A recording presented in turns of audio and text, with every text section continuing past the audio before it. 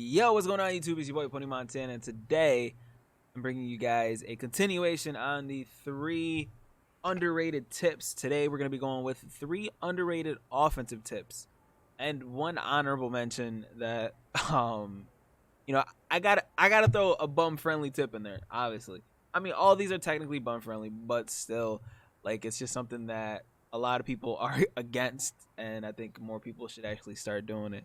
But let's get right into it. If you guys are new to the channel, don't forget, smash that subscribe button, like the video, dislike it, do whatever you guys want. Just show me that you're there. If you guys want me to drop anything on the channel, leave a comment down below. Leave a comment on anything you want, man. Let me know if there's any tips that you guys think I should have included in this video and the last video if you guys want. But let's get right into it, man. The first tip, in my opinion, that is underrated is something that was absolutely crazy last year, and I'm talking about lowballing. Not a lot of people lowball in this year's game when it's still it's still a very, very glitchy thing to do, unless they have a spy there, obviously. I apologize for that being the first example of me lowballing. I'm just literally trying to spam the pat sale play, but let's run it one more time. As you can see, the low ball pretty much makes it so some formations, some man beaters that are kind of close, that are cutting it close. We ended up underthrowing that. Some man beaters that are cutting it close, you literally can squeeze the ball in there if you low ball it. High balling will most likely end up in this one is gonna get dot, but high balling in a position where you should be low balling will end up in like an interception and stuff like that. Well, not in an interception, because we all know that high balling is a little bit OP right now, especially with the ad catches. But as you can see, the low ball definitely helps from time to time to make sure that you squeeze the ball in there for a perfect throw. Depending on the quarterback, obviously, not every quarterback is going to be able to make really glitchy eyeball throws. But as you can see, if I would have threw that to where I wasn't lowballing that, the cornerback had the potential to probably knock that ball out. And I'm going to actually show the replay on that, because that is a perfect play to end this tip off. A post route where I'm throwing it while the defender's there.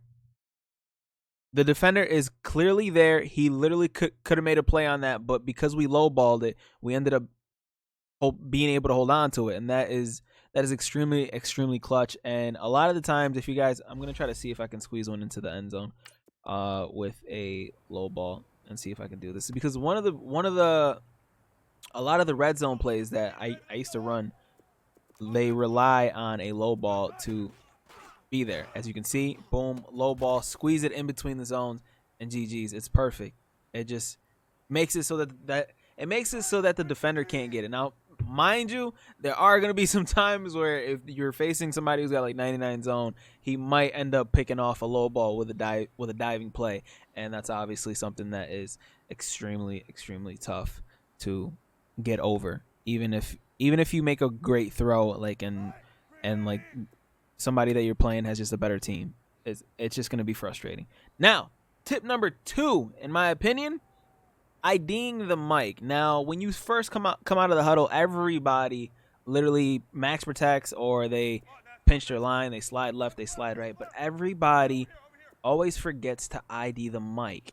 You always want to ID the mic on somebody. Yes, this step is going to take an extra 2-3 seconds, but it kind of points an emphasis on who you want your blockers to block. Even if you're IDing the mic on one of the linemen, that lineman, as you can see, he's actually being double teamed right now, and just keep looking at it. He's not moving. That lineman is not going to be moving. He's not, like, most of the time when you ID the mic, the lineman that you ID doesn't get the shed. As you can see, he's double teamed. He is not getting a shed. He's still not getting a shed, and we're able to throw a hot dot over the top for a touchdown. Obviously, we're just going to be calling pat sale with max protect, but on the defense, they're calling random plays. But that's just something that just doesn't happen. Like, now I'm going to ID the middle guy, and again, he's not getting a shed. He ends up getting a shed way too late, and still we're able to get a few yards. But it just points an emphasis on where the offensive line should attack when you ID the Mike. Do it one more time. He is being held. I'm just gonna throw it. Oh, nice dot. We still got the dot. That is crazy. So one thing you guys should definitely start doing more often, and I think is an underrated tip, is IDing the Mike. Everybody slide protects left, right, down, up, left, that R2, L1, R2, whatever Grand Theft Auto cheat code that is.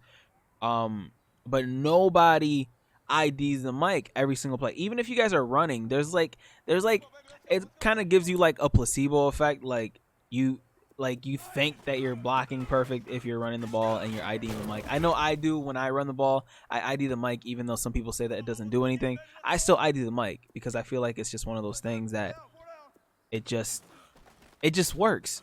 As you can see, the guy that we ID'd was literally clamped up, didn't do anything, and it's just one of those things that more people should start doing. Now, let's get on to the next tip. I don't want to talk you guys' ear off. The next tip, in my opinion, that you guys should start utilizing more often is throwing the ball away. This is something that so many people are they're so stubborn with. And this is something that will 100% make you a better passer. I know somebody that I watch a lot, or used to when he used to play Madden a lot on stream, Joel CP. So, like, he was an average player.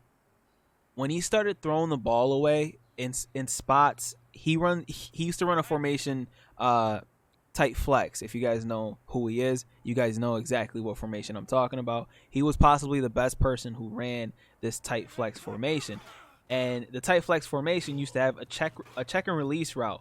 And when you don't throw it away, stuff like that happens more often than not when you're sitting there, when you either force it or you end up just taking the sack. And this kid literally became incredible once he literally just started throwing the ball away.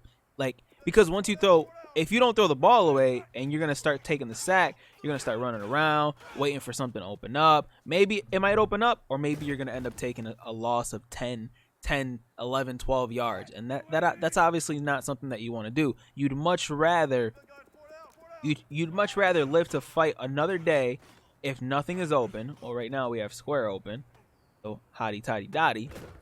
But you'd much rather live to fight another day than take a sack or throw an interception, because you guys have no idea how many times I sit there and I send pressure, or pressure comes in and somebody is just sitting there roaming around the pocket and they don't know what to do, and they're like, oh my god, everybody's covered, let me force a pass down the field. And it's like, and on MUT, I have 8 tip drill guys, which means that if a ball is bobbled, 80% of the time, 80 to 90% of the time, I'm gonna come down with it, because that's just how the game works. That is just how the game works, and you guys should definitely start utilizing how to throw the ball away more often. For those of you guys who don't know how to throw the ball away, it's simply just clicking R3. Now, another thing, when you throw the ball away, make sure you guys are out of the pocket, or else you guys are going to get hit with an intentional grounding. I don't know if it'll show during practice mode, but if you do it like that, you will get hit with an intentional grounding, meaning that wherever you throw the ball, if you are pretty much between the hash marks, you're going to be called for intentional grounding on the pass, and you're going to end up taking that. It's pretty much going to be counted as a sack. No player is going to get the stat for it, but it's going to be counted as a sack, and you are going to take the penalty because no one's going to decline that. All right, now my honorable mention, and something that I feel like more people should start doing when they play Madden, and a lot of you guys are going to hate me for saying this, because I know last video I said start getting on the D line. In this video, I feel like more people should punt. There's so many situations where people are going for, even myself, even I should take a page out of my own book of me saying this and just start punting the ball, because there's a lot of situations where it's fourth and 20, 4th and 16, 4th and 19, and you just want to sit there and go, hey man, I got big balls. I'm about to throw this 30-yard dot, and I'm about to get a first down or plus. But trust me, man, it's so much. It's so hard. It's so hard to do this. It's so hard against a good player. It is so hard. Let me go call a random play. It is so hard to get out of being inside the 10. You punt the ball and you punt the ball where somebody is stuck right here or even closer to the end zone. It is so hard to sit there and just try to find something. As you can see, boom, safety. And it was just me making a quick read right there. But it is so hard to make the right play for a lot of people when they're stuck that far back. When you have to drive down this is the only part of Madden, in my opinion, where it's just as hard, kind of like real life. Like, it's hard to sit there and lock in for a whole 99-yard drive. And I just feel like punting is something that a lot of people should start doing more often, for the simple fact that you can pin them deep. You can pin them deep. Punting is a part of football. If you guys can pin them deep within the five, dude, that is the most clutch thing that a lot of people can do. It's a talent that a lot of people don't have.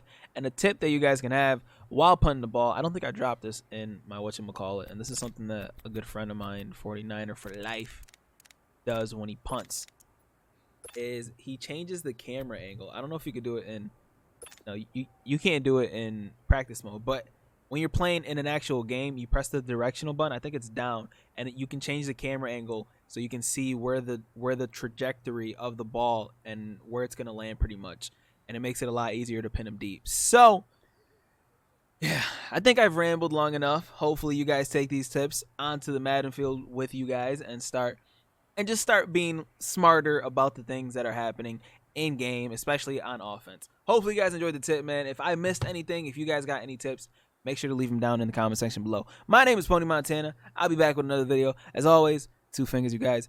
Deuces. Peace.